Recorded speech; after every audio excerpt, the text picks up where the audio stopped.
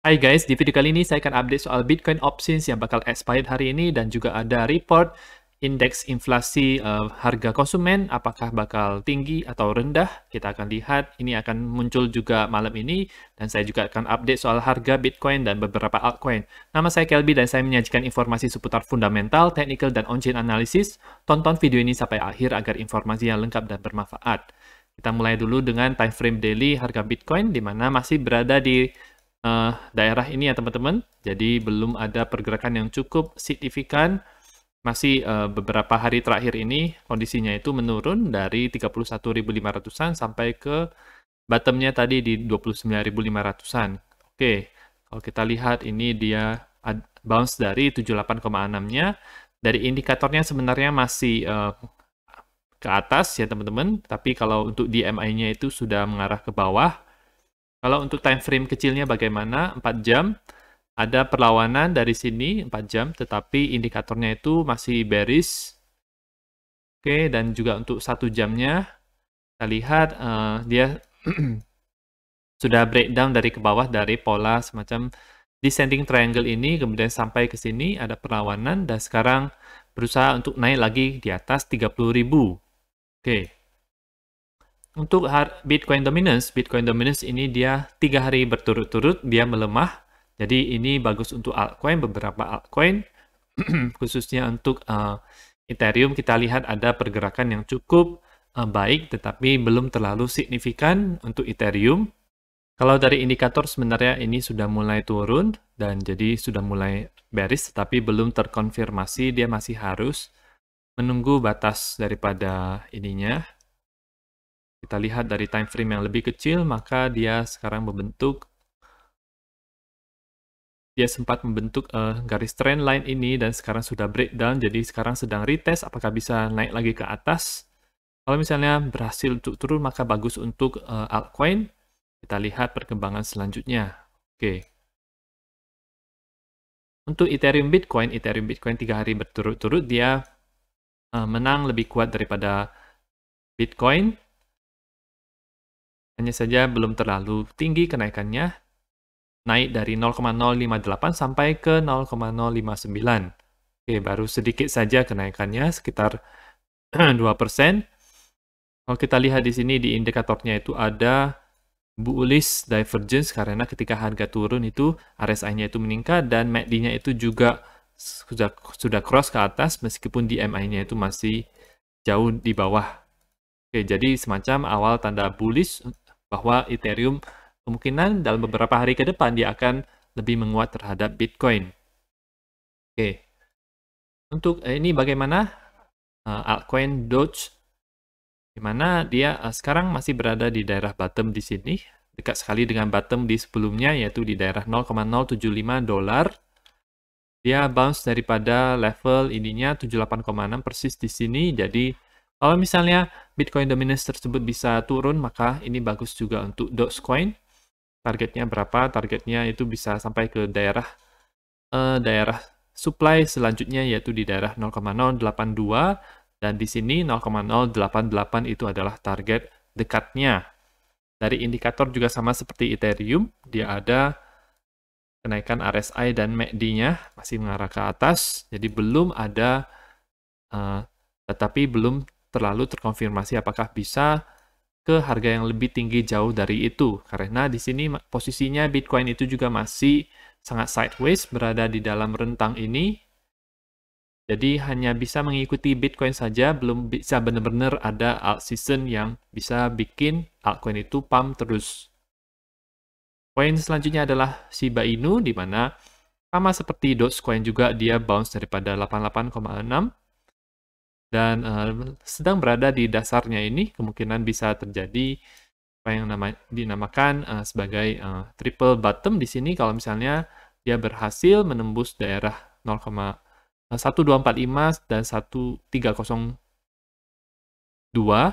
itu, maka dia bisa melanjutkan ke harga yang lebih tinggi, terbang ke atas, tetapi masih jauh menurut saya karena dia masih mengikuti Bitcoin.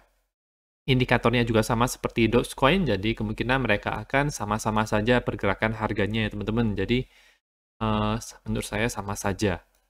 Oke.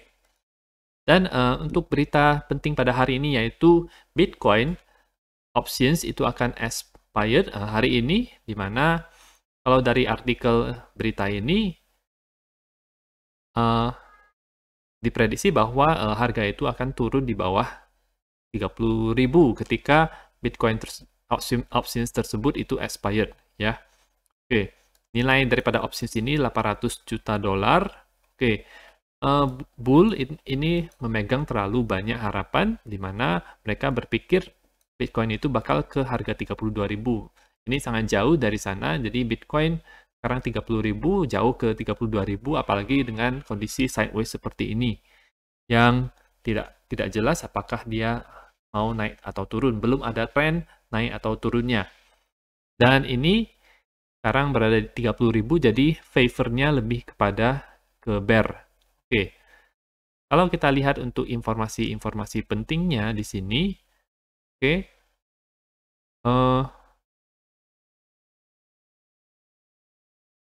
Itu jam daripada expired-nya itu ada di jam 8 UTC. Jadi ini itu kalau misalnya ditambah 7 itu jadi jam 3 sore nanti. Jadi beberapa jam lagi hari ini, kalau misalnya di bawah 30.000 harga Bitcoin, maka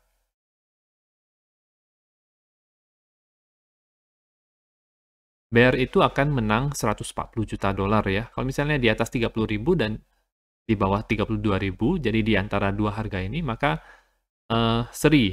Kalau misalnya di atas 32.000, maka bull akan menang sejumlah 220 juta dolar. Di bawah 29.000, ini bear akan menang lagi sebanyak 205 dolar. Jadi sekarang itu kalau lihat harganya itu dekat banget dengan daerah 30 ribuan ini.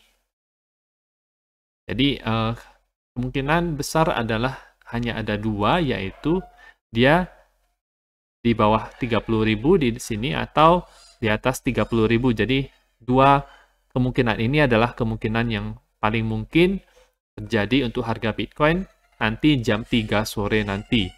Oke, jadi ini adalah, namun kalau misalnya bear-nya itu dia lebih kuat, dia mau push, dia bisa push harga Bitcoin di bawah 30.000. Jadi mereka akan untung 140 juta dolar.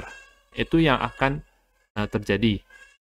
Oke, dan ada juga berita inflasi dari harga indeks konsumen yang akan muncul nanti malam untuk bulan Mei, karena sekarang bulan Juni, berarti mereka akan munculin indeksnya, inflasinya itu berapa persen untuk yang bulan Mei. Di mana para ekonomis itu mereka mengatakan bahwa bulan Mei ini akan tetap tinggi juga nilai inflasinya.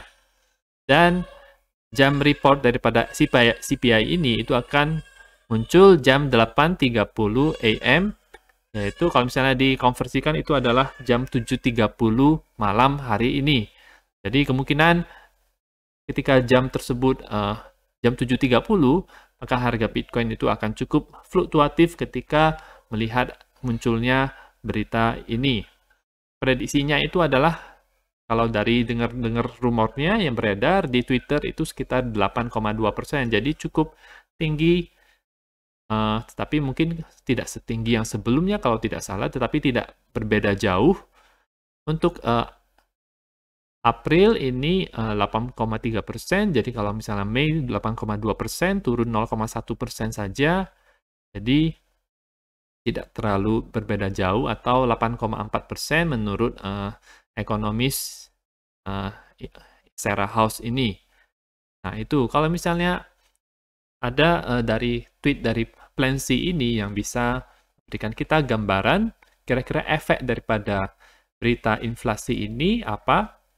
Kalau misalnya nilai inflasi tersebut di bawah 8,0%, maka ini akan bullish buat Bitcoin. Jadi karena selama berita inflasi ini muncul, Bitcoin itu harganya turun. Jadi tidak baik untuk Bitcoin sebenarnya kalau misalnya inflasi ini terus terjadi. Kalau misalnya inflasi ini turun, maka dia bagus. Daerah netral adalah di sini 8 sampai 8,3%. Daerah di mana Bitcoin itu bearish adalah 8,3% sampai di atas 8,5%. Jadi kemungkinannya itu kecil, 15% saja. Jadi kemungkinan besar dia angka inflasi tersebut hanya sampai dari 8,0% sampai 8,5%. Itu dua kemungkinannya.